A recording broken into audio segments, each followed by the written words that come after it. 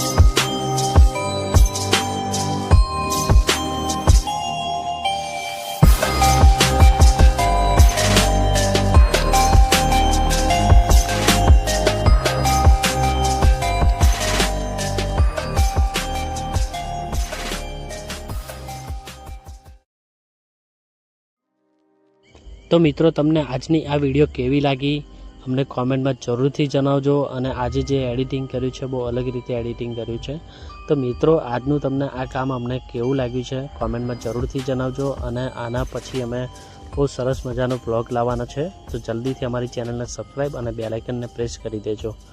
तो चलो मित्रों मळीए नवा ब्लॉग साथे। अने आजनो विडियो केवो लाग्यो कॉमेंट में जरूरथी जणावजो। जय माताजी दरबार, जय माताजी।